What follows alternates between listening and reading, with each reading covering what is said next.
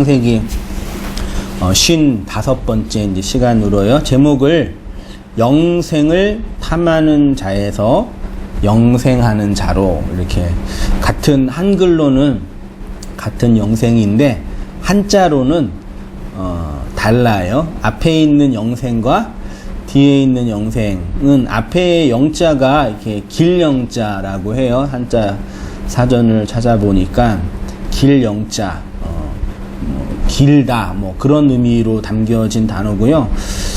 그 다음에 뒤에 있는 영자는 흔히 우리가 영혼할 때 영인데, 이게 의미가 다른 차원의 뭐 이런 개념이 있더라고요. 영자 안에요. 사전을 찾아보니까 한자도 이렇게 공부하면은 되게 재미있을 것 같아요. 아무튼 단순히 시간적으로 공간적으로 긴 것이 아니라 다른 차원의, 여기의 현실과 다른 차원의 개념의 영생이에요.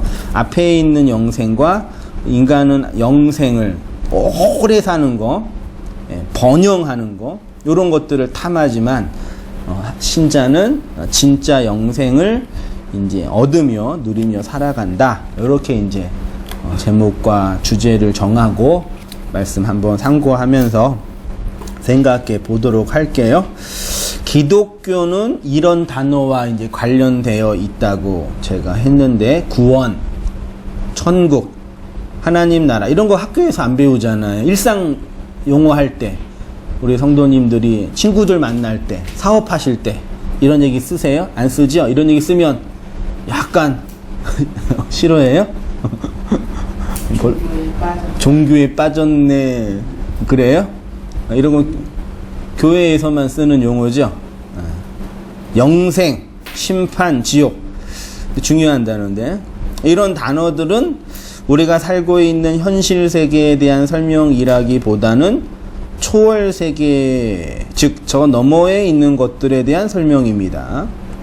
구원이란 개념 자체가 현실이 아니라 뭐라고요? 초월. 역사가 아니라 뭐라고요? 영원. 제가 이제 좀 어려운 용어를, 이제 일상 용어가 아니니까 생소한 용어니까요, 오늘 들으실 때 요거는 기억하셔야 돼요. 우리의 구원, 기독교에서 말하는 구원을 설명할 때 시간적으로 볼 때 두 개로 나누어요. 이 아래에 있는 개념을 역사라고 하고요, 위에 있는 개념을 뭐라 그랬어요, 제가요? 영원이라고 표현했고요. 이렇게 표현할까요? 먼저 이렇게 했죠. 현실이라 할게요. 우리의 삶을 뭐라고요? 여기가요, 현실. 현실. 현실 너머에 있는 걸 뭐라고요? 요거를 초월. 이렇게 두 개로 나눌 수 있죠. 그 현실을 다른 말로 역사라고 하고, 초월을 다른 말로 뭐라 그랬어요? 영원이요? 네, 영원이라 그랬고, 혹은 이거를 이제 어떤 목사는 묵시라고도 해요. 요걸 또 이것도 현실 그러고요.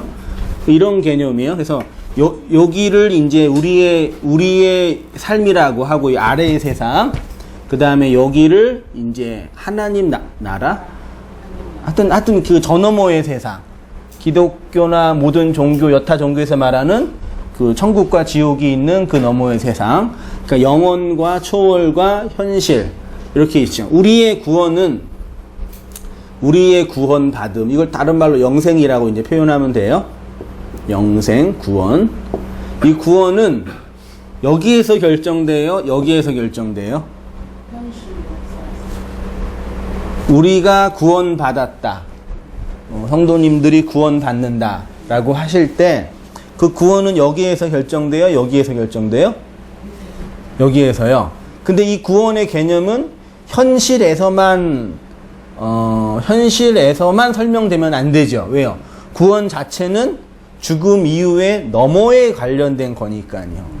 그래서 이 초월계를 추구하는 사람들이 소위 말해 이제 종교인들이라고 이제 흔히 말하고, 현실을 추구하는 사람들이 즉 현실적인 사람들이에요. 종교는 현실적인 거예요? 비현실적인 거예요? 비현실. 이거는 현실. 이거는 초현실. 또 탈현실, 기타 등등 있는데, 종교는 현실적인 거예요? 비현실적인 거예요? 비현실. 우리가 흔히 말하는 종교는 현실에 관한 얘기예요? 초현실에 관한 얘기예요? 비현실, 탈현실. 한번 이거에 관한 이야기잖아요. 기본적으로 종교 패러다임은 이거에 관한 이야기예요. 맞잖아요. 하나님 나라, 구원, 천국. 이런 개념이죠. 그래서 이제 현실을 말하는 사람들이 그런 종교를 현실을 너는 니네는 너무 모른다 이렇게 얘기하잖아요. 그래서 현실을 잘 아는 사람이 현실 안에서 이제 성공도 하고 번영도 하고 이렇게 과학은 현실에 관한 우리의 삶에 관한 이야기를 하는 거고 의학 뭐 이런 것들이요. 그 다음에 종교는 초월, 뭐 영원 이런 것들에 관한 이야기를 해. 그러면 우리의 구원은 이 현실에서 초월로 올라가는 거겠죠. 맞나요? 여기에서 일로 올라가는 거잖아요. 그 우리의 구원은 여기에서 결정돼요? 여기에서 결정돼요? 여기에서 결정이 되지만 우리의 구원의 계획과 우리의 구원의 의도는 어디에서 결정됐어요? 여기에서 결정됐죠. 하나님의 계획, 하나님의 의지 여기에서 결정되지 여기에서 어떻게 하다 보니까 된 건 아니잖아요. 요거 두 가지 신학적인 철학적인 고민을 이제 나눌 테니까요. 한번 잘 이렇게 따라와 보세요. 자, 구원과 역사. 그러면 우리의 구원과 관련하여 현실과 역사의 세계가 중요할까요? 초월과 영혼의 세계가 중요할까요? 현실과 역사. 그럼 구원과 관련하지 않더라도 현실과 역사가 더 중요해요? 초월과 영혼의 세계는 중요해요, 안 중요해요? 권사님. 그것도 중요하죠. 하나님의 나라, 천국이에요, 쉽게 말하면요. 기독교는 뭐 다 해놓고 요걸 추구하는 종교잖아요. 초월, 영원. 그치요? 그런데 요게 이제 중요해요. 우리가 기독교인이 되었다, 믿음이 있다라는 의미는 뭐냐면요. 초월과 영혼의 세계, 하나님 나라, 천국을 인정하는 것이고, 그것은 매우 중요한 것임을 이제 알고 있는 거죠. 그러면 우리의 구원과 관련하여 생각해 보면, 우리의 구원은 초월과 영혼의 세계에서 결정되는 것이냐, 현실과 역사의 시간 속에서 결정되는 것이냐, 이 문제예요. 논리적으로 보면 우리의 구원은 초월과 영원의 시간 속에서 결정되지요. 하나님의 계획, 하나님의 묵시의 세계요. 하나님의 뜻과 하나님의 계획 안에서 이미 완성되었죠. 쉽게 말하면 우리 하나님께서, 주님께서 인경자매의 존재에 대한, 삶에 대한 계획과 의지가 있으셔요, 없으셔요? 있으셨죠. 그러면 내가 인경이를 만들어야 되겠다, 이런 계획과 의지가 있으셨겠죠. 그리고 구원시켜야 되겠다, 그런 계획과 의지가 있으셨기 때문에 우리의 현실이 펼쳐지는 거죠. 우리는 그렇게 믿고 있는 거예요. 기독교인들은요. 무신론자는 그렇게 안 믿어요. 우리는 그렇게 믿어요. 우리의 이 땅에서 경험되는 모든 것들은 하나님의 섭리와 하나님의 계획과 하나님의 의지 안에 있는 거예요. 아니, 쉽게 우리 음식 하나를 하더라도 계획과 준비를 하시고 하잖아요. 그런 것처럼 하나님의 영혼 속에서 그런 계획과 의지가 있었어요. 기독교는, 신앙은 그걸 아는 거예요.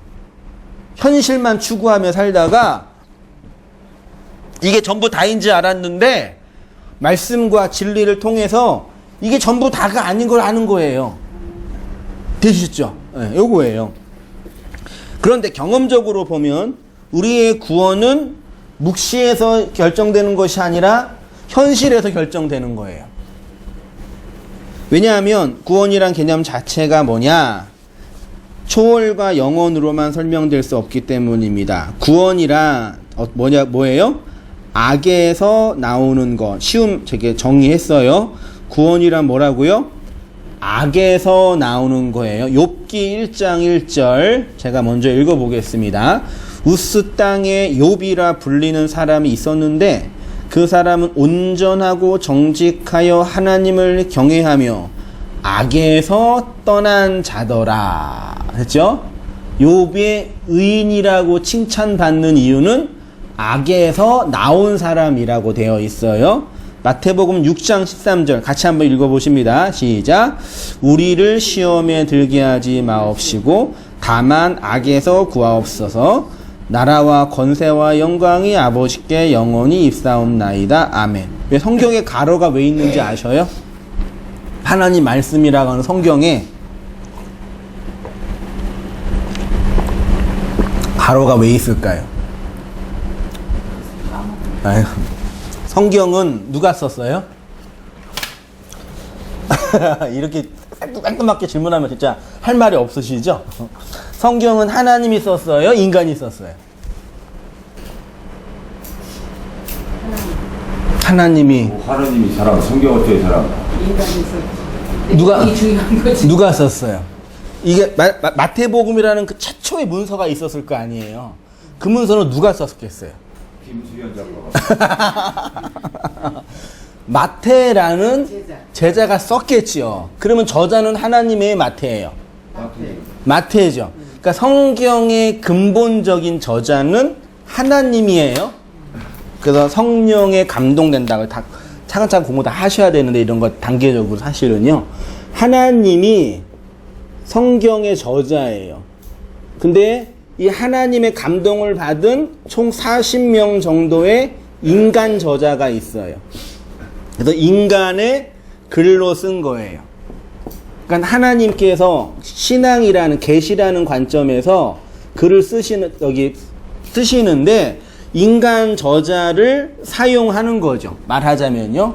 그런데 그러면 이제 글을 쓰는데 맨 처음에 성경을 썼을 때는 성경 원본 마태복음 원본이 있을 거 아니에요. 원본은 하나뿐이 없겠죠. 이 원본을 쓰고 마태가 쓰고 여러 필사본이 나왔겠죠. 또 저기 필사본 A, 여기 B, 여기 C, 필사본이 막 수백 개가 있을 거 아니에요. 그러니 원본은 지금 있어요, 없어요? 지금 원본은 없어요. 만약에 이거 있으면 난리 나요. 이게 하나님이다. 이게 없어요. 여러 가지 필사본이 있을 거 아니에요. 이 필사본을 정리해서 모아내서 만든 게 성경책이에요. 아시았겠죠?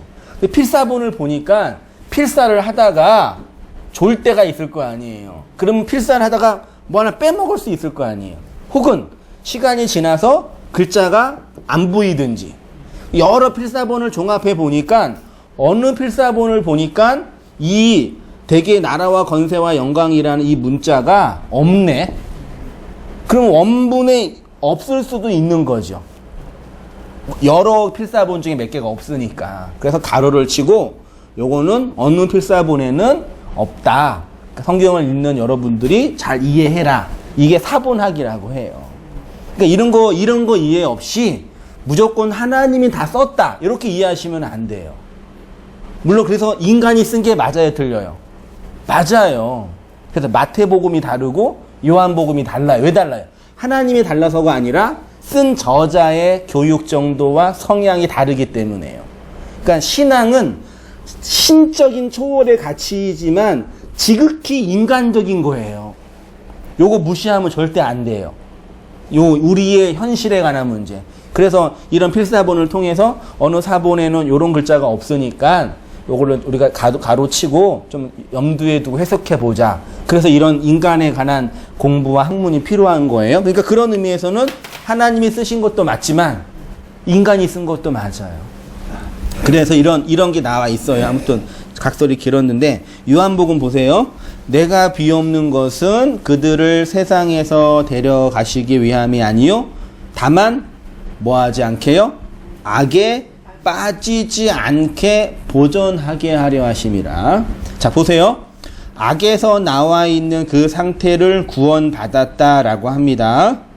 구원 받으셨습니까? 그럼 뭐예요? 악에서 나오는 거예요. 그럼 악에서 나오셨어요? 할렐루야. 악에서 나오셨어요? 목사님, 네. 구원을 받았다는 평가를 어떻게 기준이 있습니까? 아 기준이요? 옛날 목사는 네. 예수를 믿는 순간 구원을 받았다는데 그건 떡국이 약간 소리 같고 어떻게 하면 그 구원을 받았다는데 다 구원받았다니까 나는 그 구원의 잣대가 어딘지를 몰라가고 된다 그러고. 네, 좋은 질문이세요. 한번 오늘 들으시면 어느 정도 완벽한 100%의 답은 아니지만 개념은 정리되실 거예요. 그러니까 그건 맞아요.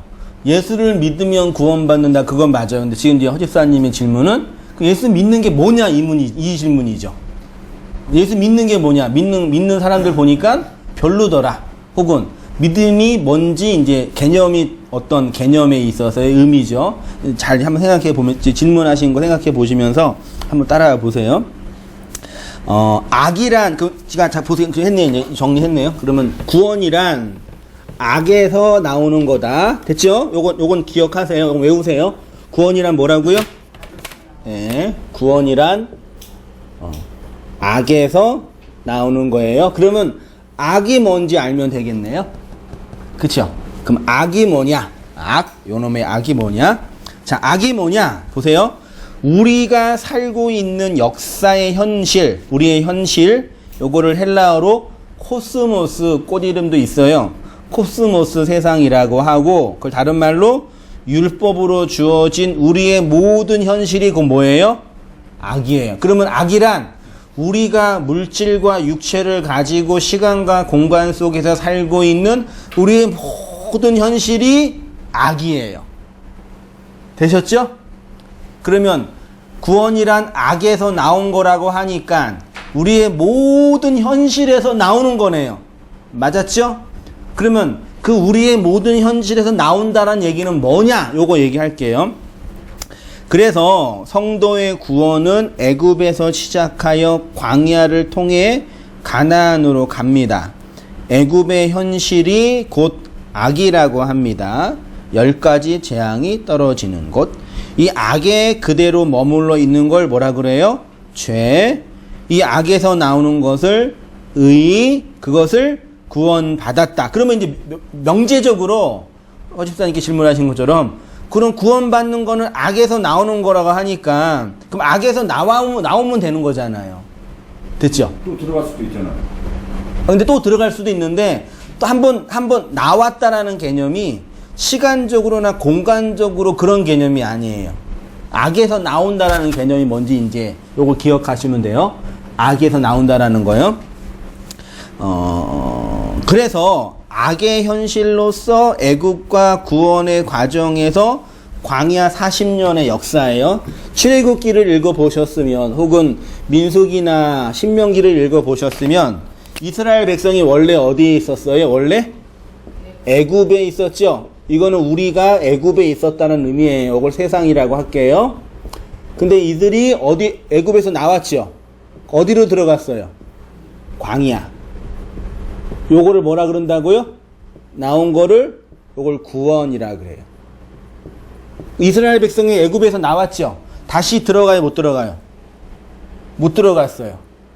나오면 여기는 끝나요, 여기는요. 근데 어디가 펼쳐져요? 광야 40년이요. 그러니까 우리의 구원도 마찬가지예요.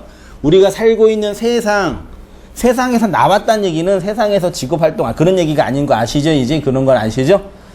여기서 나오는 거예요. 애굽적 생각, 애굽적 정신, 애굽의 습관, 애굽이라는 것에 대한 이해, 요거 여기에서 나온 거예요. 요걸 기억하시면 돼요. 내가 나왔나 안 나왔나? 그 나왔다라는 건 뭐냐 이 문제예요. 네. 됐죠? 우리는 일단 다 나왔네. 나오셨어요? 원로 판정을 나왔는데 또 사람아. 다시 애국으로. 아까 우리 허지사님 질문하신 것처럼 나왔는데 들어갈 수 있냐? 그러니까 들어갈 수 없어요. 여기에서 죽어요. 그럼 나오면 그냥 글로 갖고는 구원이 죽을 때까지 연결되는 거예요? 그쵸? 나왔으면 일로 가요, 반드시. 내 의지랑 내 의지를 초월하는 영역이에요. 예를 들어서 우리가 인생을 살아왔는데 남편을 만나거나 아내를 만나면 내 인생이 더 이상 내 인생이 아니라 남편의 것이 되고 아내의 것이 되죠. 그럼 남편에 의해서 끌려가고 아내에 의해서 끌려가죠. 그런 것처럼 어느 지점으로 가요. 요거는 성도는 알아요. 내가 이렇게 하나님의 말씀에 의해서 끌려가고 있구나. 그러니까 다시 내가 죄를 범한다, 나쁘다 그런 거 아니에요. 그런 윤리도덕적인 건 더 이상 이제 그것 때문에 고민하지 마세요. 어차피 다 우리는 악한 거니까 그런 개념이 아니라 내가 이렇게 나쁜 놈이지 이게 아니라 어느 지점으로 가요. 그거는 성도만 자각해요. 근데 그 지점으로 가고 있음을 뭘로 확인해요? 말씀으로 확인해요. 그래서 요 개념 한번 기억해 보면서 볼게요.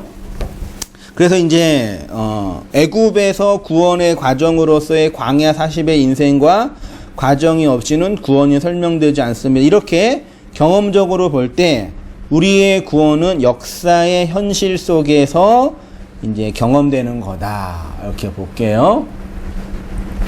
구원의 또 다른 개념을 영생이라고 합니다. 영생이요.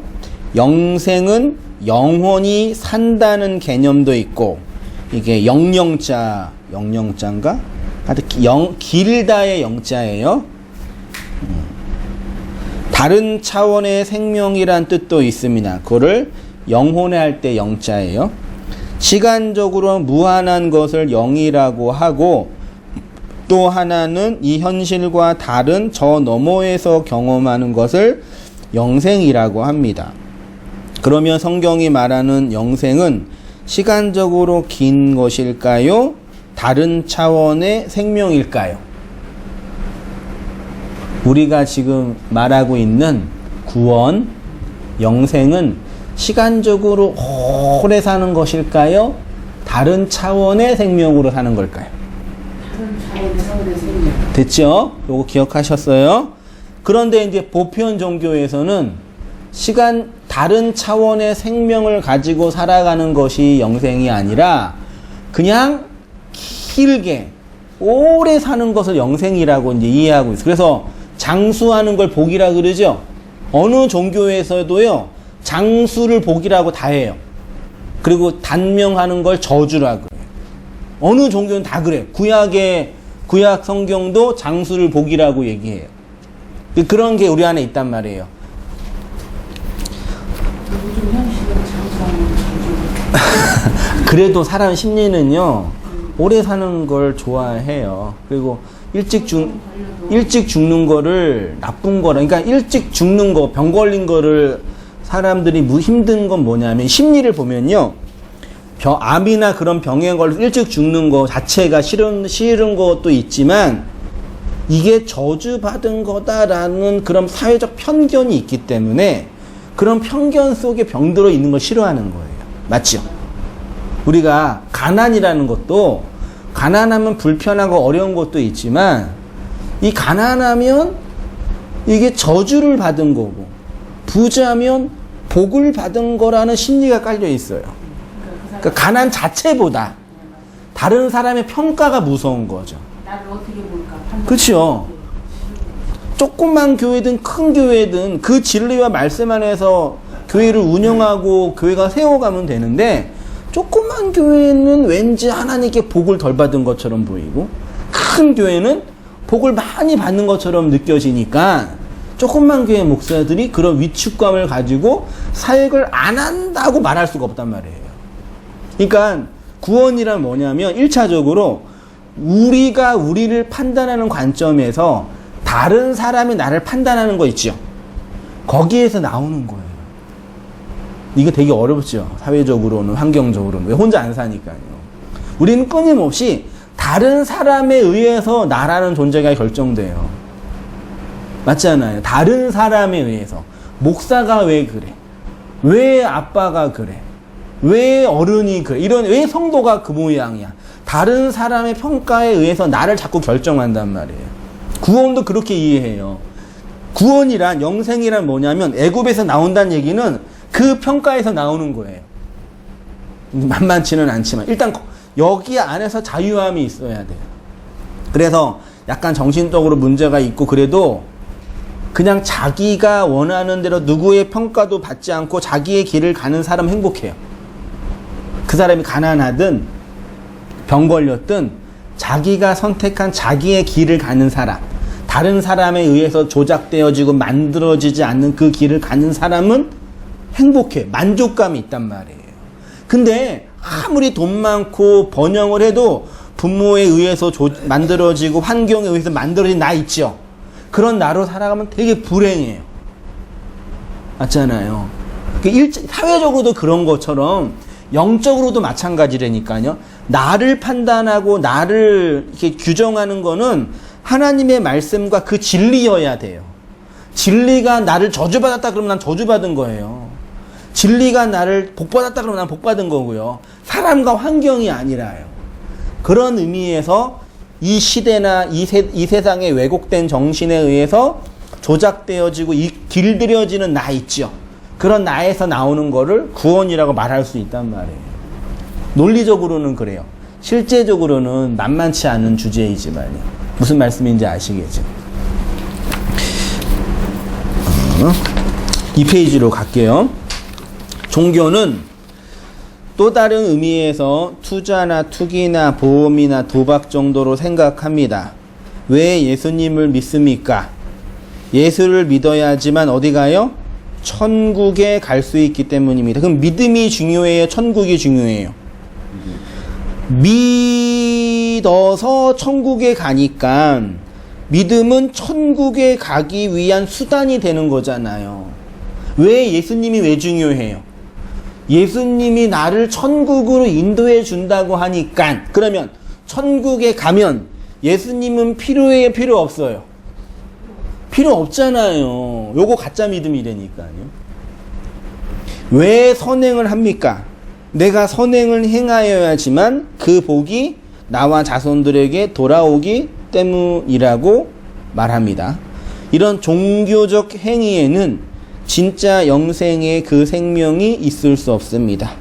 왜 예수를 믿어야 한다고 합니까? 그래야지만 천국에 갈 수 있기 때문이다. 이것은 예수를 믿는 것이 천국에 가는 수단이 되는 것이지요. 정직하게 말하면 예수를 이용해서 천국에 가겠다는 심보예요. 이게 좋은지 아셨잖아요. 예수님을 이용해서 천국에 간다. 예수를 믿어서 천국에 간다와 예수를 이용해서 천국에 간다. 달라요? 같아요? 같을 수도 있고. 예수를 믿어서 천국에 가는 건 맞잖아요. 그 안에 있는 의미가 뭐냐면 예수님을 잘 이용해가지고 천국에 가겠다는 심보 아닌가요? 이렇게 질문하는 거죠. 태반이 예수를 믿는 것 자체보다는 예수를 이용해서 천국에 가겠다는 심보가 더 많아요. 그러니까 가짜라고 말할 수 있는. 그러면 이제 저한테 반론하죠. 그럼 목사님 성경에서 예수 믿으면 천국 간다는 얘기는 뭡니까? 그런 거예요. 사도행전 16장 31절 본문 보이시죠? 같이 한번 읽어보시겠습니다. 시작. 이르시되 주 예수를 믿으라. 그리하면 너와 내 집이 구원을 받으리라. 예, 내가 예수님을 믿으면 나와 내 집이 구원 받나요? 받아요? 그런 얘기가 아니라 내가 예수를 믿으면 내가 뭘로 만들어진다고요? 하나님이 거하는 집이 된다. 옛날에 우리 권사님 그런 놀이 하셨죠? 두꺼봐 헌집 줄게. 그거 왜 나와요? 돌아다니니까 우리도 했지. 왜 집 얘기가 거기서 왜 나와요? 두꺼비는 신적인 존재잖아요. 장수 그런 거 의미잖아요. 그 신적인 존재에게 뭘 구해요? 집 달라고. 집을 구한다니까요. 집. 근데 그 집이라고 할 때 태초에 창세기 1장 1절이 태초에라는 히브리어가 뭐예요? 베, 레, 예, 다 아시네 이제. 쉬,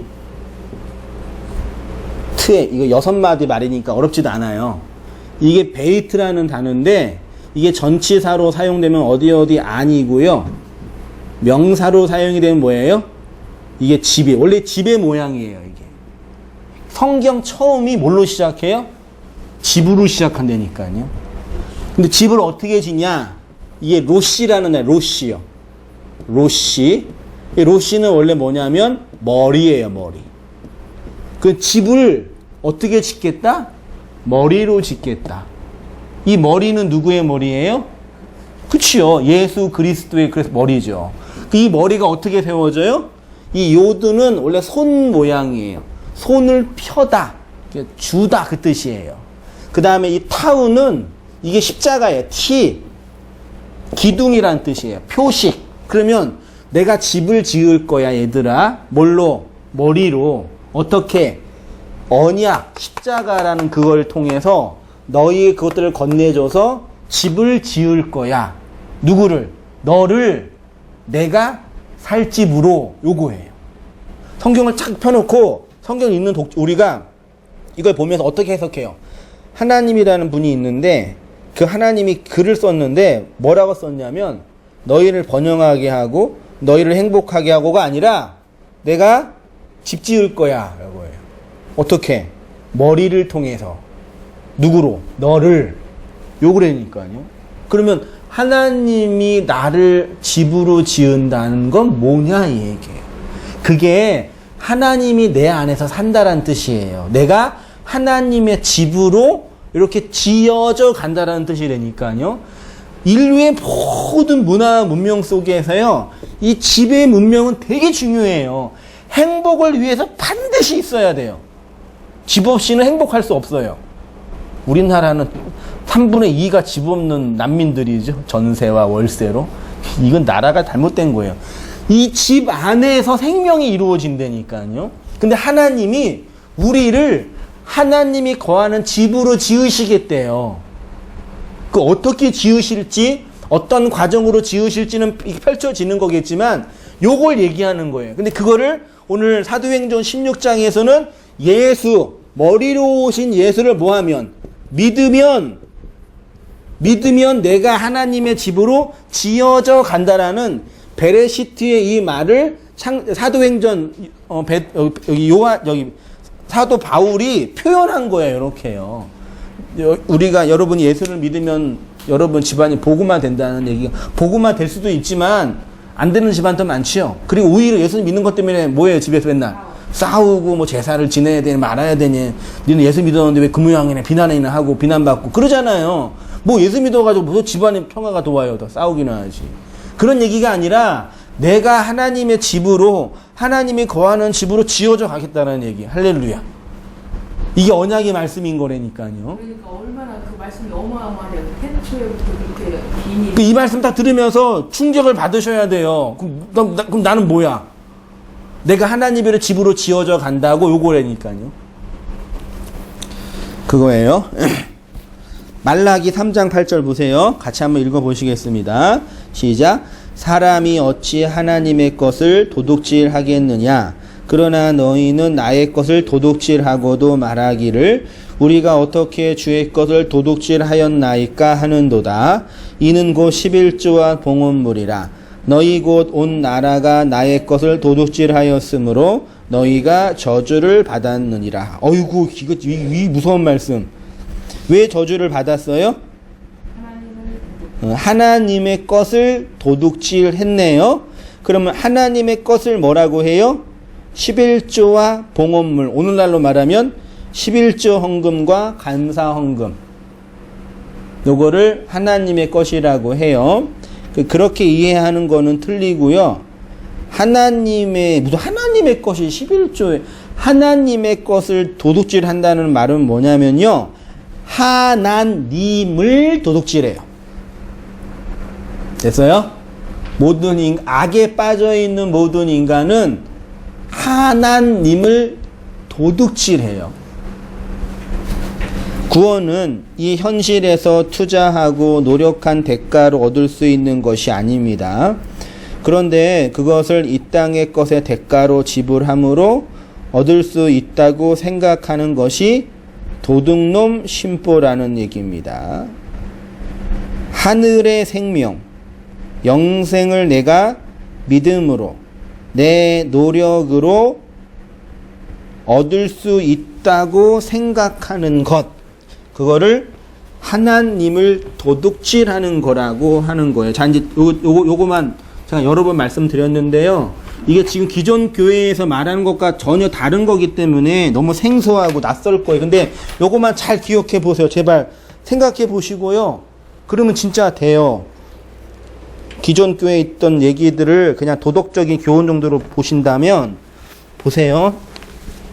하나님이 우리에게 그 베레시트의 언약으로 준 또 다른 율법의 계명이 뭐예요? 10계명이에요. 무슨 계명이요? 10계명. 10계명을 잘 지켜야지 구원받는다는 얘기도 맞아요. 근데 그 지킨다는 게 뭔지 모르니까 문제지. 네. 보세요. 10계명 중에 10계명 볼게요. 1계명이 뭐예요? 나를 다른 신으로, 나 외에는 다른 신을 섬기지 말라 그랬죠? 2계명은 뭐예요? 나를 뭘로 만들지 말라? 새긴 우상으로. 하나님을 다른 신으로 부르면 하나님을 뭘로 만들어요?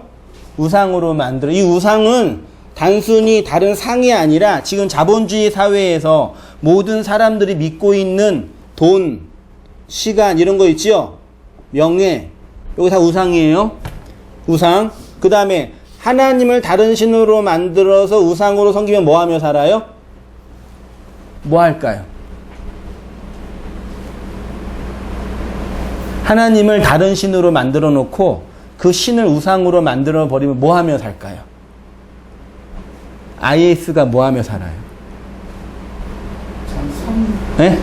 IS에 있지요? 이슬람 극단주의자들이 걔네가 딱 이거예요. 뭐 하며 살아요? 그러니까 그렇게 하나님을 다른 신으로 우상으로 만들면 뭐 하며 살까요? 맹세하며 살아요. 거짓 맹세. 하나님의 이름을 망령되이 일컫는 거예요. 내가 하나님의 이름으로 요거 했다. 요거. 내가 사람을 죽이는데 사람을 죽이는 게 누구의 일이에요? 이게 말이 돼요? 사람을 죽이는데 이게 신의 일이래요. 알라는 위대하다. 이게 걔네들이 그냥 하는 게 아니라 이런 종교적 신념으로 한다니까요. 500년 전에 기독교도 그랬어요. 사람을 죽이면서 이건 하나님의 뜻이라고. 하나님을 내가 욕망하는 그 신으로 만들면 이렇게 돼요. 됐죠? 이렇게 살고 그렇게 하나님을 다른 신으로 만들고 우상으로 만들고 거짓 맹세하고 하나님의 이름을 망령되이 일컬으며 살으면은 그 삶에 뭐가 없어요? 뭐가 없어요? 안식이 없다니까요. 그래서 안식일을 지켜야 되는데 안식이 없어요. 항상 여기에 갇혀 살아요. 그 안식일이 없고 뭐예요? 부모를 공경 못해요. 나를 생명으로 낳아준 그 하나님의 말씀을 공경하지 않아요. 말씀을 공경하지 않아요. 됐죠? 그 다음에 6계명은 뭐예요? 살인하지 말라죠. 이 살인하다가 뭐라면 그 도륙하다예요. 도륙하다가 뭐예요? 동물의 피를 희생제사로 드리다예요. 그 다음에 7계명 뭐예요? 간음하지 말라. 8계명 도둑질하지 말라. 9계명 거짓 증거하지 말라. 10계명 내 이웃을 탐내지 말라. 됐죠? 살인하다는 희생제사를 드려서 하나님께 희생제사를 드려서 나는 이게 정당해요 라고 말하는 그것. 간음하다는 건 뭐냐면 하나님을 다른 신으로 만드니까 그게 우상이잖아요. 우상숭배를 다른 말로 뭐라 그래요? 간음이라고 해요. 그러니까 맨날 하나님을 도둑질하는 거예요. 그게 하나님을 도둑질하는 거라니까요. 그게 거짓말하는 거고.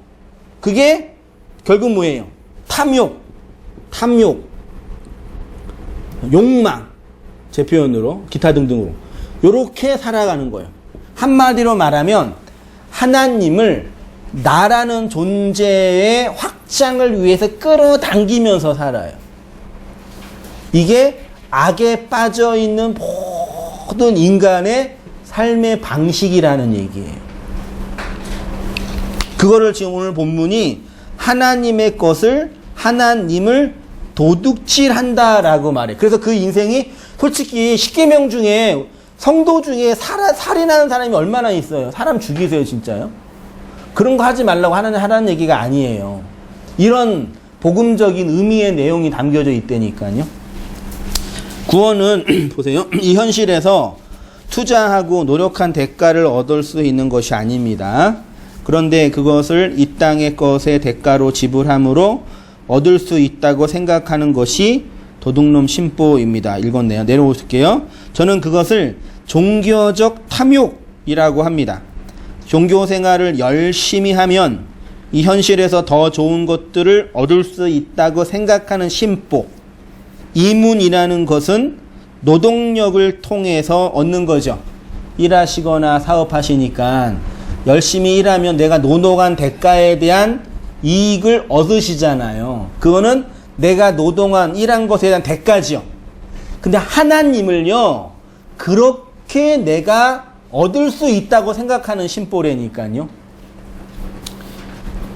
사람들이 종교 행위에 이렇게 열을 내는 이유는 종교적 노동을 통해서 하늘의 생명으로서의 구원과 영생을 얻겠다는 의지에서 나오는 행동입니다. 그래서 여타 종교에서 선행, 보시, 구제, 금욕, 기도 등과 같은 방식으로 종교 행위를 하는 것입니다. 이런 종교 행위를 통해서 하늘의 것으로 초월적인 것을 얻을 수 있다고 생각하는 것이 도둑이고 강도다. 하나님을 도둑질하는 것이다. 한마디로 말하면 탐욕이다. 구원이란 인가율로 우리가 노력하고 수고해서 얻어내는 것이 아닙니다. 이 땅에서 믿음이라는 수고를 통해서 하나님이 구원을 주시는 것이 아닙니다. 그 누가 주셔요? 하나님이 우리에게 구원을 주신다니까요. 그러니까 그 하나님 앞에 우리의 존재는 항상 어떤 존재가 돼요? 무력한 존재가 돼요. 면목 없는 존재가 된다니까요. 그래서 구원의 확신을 얻고 잘 발버둥 치든지 그냥 구원과 상관없이 살든지 합니다. 그렇게 해서 오해하고 있는 구원의 교리가 바로 영생에 대한 개념이 중요해. 보세요. 한국의 대표적인 이단 중에 하나가 뭐가 있어요? 영생교가 있어요. 이 영생교 되게 무섭더라고요. 뚝 하면 사람 죽이고 막 패고. 그 집단에 들어왔는데 나간다 그러니까 사람 죽여요. 패고. 그런 데예요. 근데 이게 이제 신학적으로 보면 이단들의 기본적인 방식은 인간의 욕망하는 그것들, 특히 종교적 탐욕들을 강하게 촉발시킬 수 있는 방식으로 움직입니다. 그렇게 해서 사람들을 낚인 다음에 그들의 육체와 그들의 역사를 갈취하는 방식으로 종교적 정치 집단이 돼요. 영생교라는 것이 무엇이냐면 보편 종교에서 말하는 영생은 이 땅에서의 삶이 종결되고 죽음 이후 영생에 관한 이야기를 하는데, 영생교는 우리의 육체적 생명이 영원히 지속될 수 있다라는 거예요. 영생교가 뭐냐, 한마디로 말하면 뭐냐면요, 모든 종교는 구원, 천국, 하나님의 나라는 반드시 뭐 해야지만 갈 수 있어요? 그치요. 모든 종교는 이 현실의 삶이 죽어야지만 올라가는 거예요. 천국으로. 이 육체는 죽고 영혼이 산다. 이게 모든 종교예요. 영생교는 뭐 하는 거예요? 이 역사가, 이 현실의 역사가 영원히 된다는 개념이에요.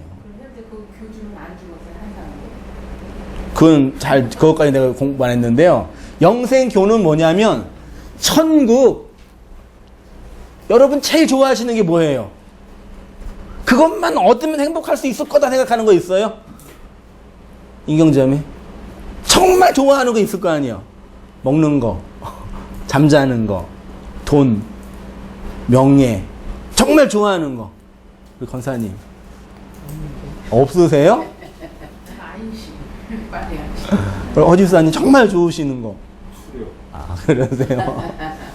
사람 솔직히 해야지 사람은 이선절 이야기 많은데 큰일 나는 거야. 아니, 맞아요. 그러니까 진짜 좋아하는 거 있지요. 네. 멘트용으로만 해갖고 입에다 사탕발을 하지 말고 솔직히 이야기해. 근데 그거 계속 드시면 몸이 안 좋아지시. 맞아요. 아니, 안 좋아져요. 맞아요. 아무튼 제일 좋아하는 거 있잖아요. 그거를 내가 영원히 얻을 수 있다고 하는 그 욕망. 그게 인간의 천국, 하나님의 나라를 내가 이 땅에서 추구할 수 있다고 생각하는 욕망이에요. 영생교가 그런 거예요. 그러니까 뭐 하는 거냐면 인간 각자가 욕망하는 그것들을 자극해가지고 그것들을 네가 영원히 행복하게 누릴 수 있다고 생각하는 것들 있죠. 그러니까 그런 거예요. 그런 것들을 이 땅에서 얻을 수 있다고 말하는 거예요. 영생교. 그래서 사람들이 그것들을 추구하면서 모이는 거예요. 보세요. 제가 뭐라 그러죠? 그 사기꾼에게 잘 넘어가는 사람들의 심리가 있어요. 뭐예요? 사기꾼이 그 사람의 가장 필요로 하는 거 있죠. 그런 것들을 잘 이렇게 사탕발림으로 이렇게 얘기해 줘요. 만약에 허집사님을 누가 사기를 치려면 어떻게 하셔야 돼요? 제일 좋아하는 거를 잘 줘야 된단 말이에요. 맞지요? 한세희 목사를 사기치려면 어떻게 해야 돼요? 어떻게 해야 돼요? 교회를 크게 하는 방법이 있다라고. 그러면 돈 준다니까요. 맞죠? 근데 그거를 이런 돈이나 술이나 이런 게 아니라 이 천국 하나님의 나라 영생 불사에 대한 그 욕망 그걸 가득하게 넣어준다니까요. 그러니까 돈도 바치고 시간도 바치고 몸도 바치는 거예요. 그 이단에. 이게 욕망 계속 자극해 주는 거니까요. 맞지요? 그거 제가 인간 탐욕의 본질이라고 제가 얘기했어요.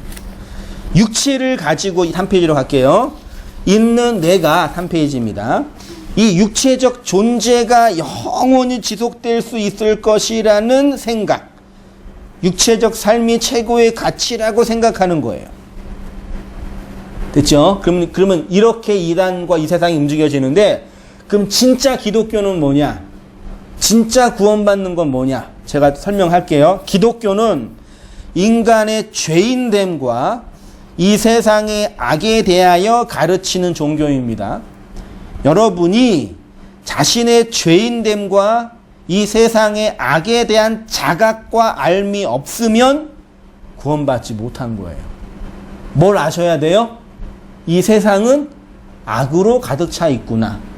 그 악 속에서 내가 아각거리며 죄를 범하며 살고 있구나. 요 자각. 기분 나쁘게 해서 죄송하지만 이게 믿음이에요. 되셨죠? 기독교가 추구하는 궁극적인 구원은 우리의 육적 생명의 종결이라는 것은 단순히 물리적 삶의 무가치함이 아니라 이 물리적 삶과 가정, 이 악한 세상을 통해서 하나님의 의를 수여받는 것에 대한 의지이고 신뢰이고 믿음입니다. 인간의 종교 행위가 나쁘다고 말하는 이유는 하나님의 그 초월을, 영생을 예수의 의에 대한 대가 없이 내 노력과 내 수고로 얻겠다는 심보예요. 노동자가 일주일 내내 일하고 주급을 받는 것은 당연한 거죠. 맞죠? 근데 우리가 인간이 열심히 종교 행위를 하면 하나님의 복이 주어진다. 요건 당연한 게 아니에요. 하나님의 복은 우리가 이 땅에서 종교적인 노력을 열심히 해서 주어지는 월급이 아니에요. 그러니까 얼마나 힘들겠어요. 그렇게 얻을 수 있는 것이 아니고 하나님의 주권과 섭리로 그냥 주시는 거예요. 그때 내가 어떤 사람이 돼요? 완전한 무력자가 된다니까요. 겸손한 자가 되고요. 이거 이해하셔야 되는데. 기독교의 본질 보세요. 내려오셔서요. 기독교는 인간의 종교 행위가 아니라 하나님을 알아가는 삶의 방식입니다. 뭐라고요? 하나님을 알아가는 삶의 방식이에요. 하나님을 알아간다는 것은 성경 공부를 하고 신학 용어에 숙달하고 원어의 의미를 아는 것과는 상관이 없고요. 하나님을 알아가는 것은 뭐냐면 하나님의 이러한 구원의 일하심을 내 역사와 삶 속에서 하나하나 체험해 가는 거예요. 다시 말해서 하나님이 내 역사와 현실 속에서 일하고 계심을 성경을 통해서 알아가는 거예요. 그것은 곧 나를 통해 하나님을 알아가는 것이고 나에게 일하시는 하나님을 알아가는 것이며 나의 죄와 악이 무엇인지 알아가는 것이고 나의 욕망의 실체를 체험하는 거예요. 부부생활 오래 하시면 남편이 아내를 알아가지요. 아, 이 사람은 이런 사람이구나. 그렇죠. 그래서 싸움도 덜하고 이해를 하시잖아요. 신앙생활도 하나님이 이런 분이시구나를 알아가는 거라니까요. 아, 그래서 하나님은 이런 걸 기뻐하시고 이런 걸 싫어하시는구나. 부부가 많이 안다고 싸움을 덜하는 건 아니죠. 내가 기분이 나쁘거나 힘들 때 싸울 수 있잖아요. 그치만 생변부지 모르는 사람과는 다르죠. 이 사람을 내가 알잖아요. 그치요? 네. 그것처럼 하나님을 내가 이 역사와 인생 속에서 아, 하나님이 이런 분이시구나를 알아간다니까요. 이사야 6장 5절 보세요. 그때 내가 말하되 화로다 나여 망하게 되었도다. 나는 입술이 부정한 사람이요 나의 입술이 부정한 백성 중에 거하면서 만군의 여호와이신 왕을 배웠음이로다. 율법의 마지막 하나는 탐욕이라고 했습니다. 율법은 그렇게 우리가 하나님을 나의 에너지로 끌어당기며 아각거리며 발악하는 자라는 것을 폭로합니다. 그래서 우리가 하나님의 말씀을 받으면 재앙을 경험합니다. 아, 그러면 내가 더 이상 하나님을 내 욕망과 내 에너지로 끌어당길 수가 없다는 것인가? 그쵸? 그때 내가 뭐예요? 죽어요. 그게 자기 죽음이에요. 욕망하는 나의 죽음, 자기 깨어짐, 자기 부인. 그래서 절망해요. 내가 어떤 노력을 해도 하나님을 내 영적 에너지로 끌어당길 수가 없다라는 걸 알아요. 그래서 나라는 존재가 하나님 앞에 어떻게 돼요? 완전히 발가 벗겨져요. 거집사님께서 정직하게 말해야 된다는 말씀이 진리인 거예요. 이 발가 벗겨진다니까요. 이렇게 하나님 앞에 나라는 존재가 실오라기 하나도 남김없이 다 발가 벗겨진 상태를 뭐라 그런다고요? 그걸 거룩이라고 하고 정결이라고 하고 성결이라고 하고 깨끗함이라고 해요. 하나님께 산 제사로 드려지는 살아있는 제물이라고도 하고요. 실오라기 하나 없이 그렇게 폭로된 상태, 그래서 주님의 정결한 뭐가 돼요? 신부가 돼요. 주님의 신부가 되니까 주님과 합방을 하지요. 동침을 해요. 그래서 하나님의 그 씨를 받을 수 있지요. 그래서 하나님의 생명을 영생으로 받는 거예요. 그러니까 기독교 신앙은 그 하나님의 말씀을 씨로 내가 받는 거라니까요. 거룩하고 정결한 신부로. 그러니까 이런 인간의 죄와 악과 탐욕에 대한 본질이 무엇인지 모르는 자는 하나님의 씨를 받는 것이 아니라 악마의 씨를 받는 것입니다. 그래서 자기 욕망에 가득하여 살인하며 간음하고 거짓말하며 살아갑니다. 하나님이 걱정하시는 것이 무엇이냐면 인간이 하나님처럼 높은 자리에 올라가 당신의 왕권에 도전하는 것을 하나님이 걱정하시는 것이 아니라 하나님의 구속사역은 인간이 자신 스스로의 힘으로 영생에 도달하고자 하는 그 모든 시도에 대한 대적으로 나타나는 것으로, 그 속에서 구원을 받은 성도는 하나님을 대적하는 대적의 자리에서 발가 벗겨져서 하나님께로 돌아와 그의 거룩하고 정결한 뭐가 돼요? 신부가 된다니까요.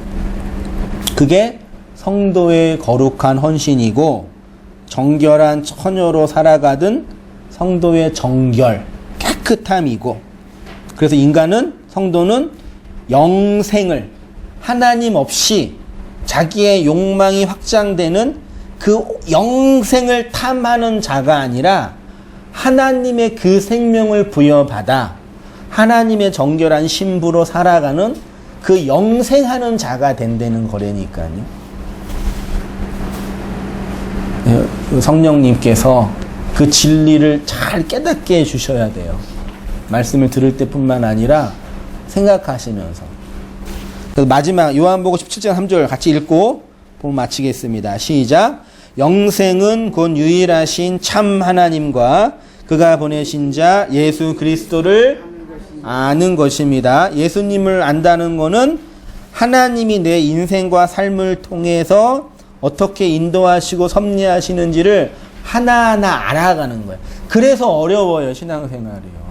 차라리 헌신하고 헌금하고 봉사하는 거는 내 육체와 시간을 가지고 투자하면 되는데요. 요거는 생각하고 나를 돌아봐야 돼요. 벌거 벗겨진 나를 봐야 되고, 욕망하는 나를 봐야 되고, 거짓말하는 나를 봐야 되고, 추악한 나를 봐야 되니까 그래서 어려워요. 그 어려운 일을 제가 이렇게 별것도 아닌 제가 말하는 거예요, 진짜요. 그러니까 그 하나님을 이렇게 하나하나 알아, 여러분의 인생 속에서. 우리 성도님, 건사님, 집사님, 인생을 알아가셔야 돼요. 그러니까 그것 때문에 우리가 살아가는 이유는. 그치요. 그 알아가다가 그 하나님, 그 하나님 그런 분이셨군요. 그 하나님과 영원히 사는 거예요. 그게 천국이라니까요. 그렇게 이 세상의 악으로부터, 왜곡된 종교 행위로부터 나오셔서 영생의 삶을 꼭 살아가세요. 이거보다 더 중요한 게 어디 있어요? 요거 못하면은 뭘 잊는 무슨 의미가 있겠어요? 어차피 태어날 때 아무것도 가지지 않고 맨몸으로 태어난 것처럼 가실 때도 아무것도 가지지 못하고 맨몸으로 가시잖아요. 이거 진리잖아요. 근데 그때 그 영생, 그 생명 있으셔야 된다니까요. 기도하겠습니다.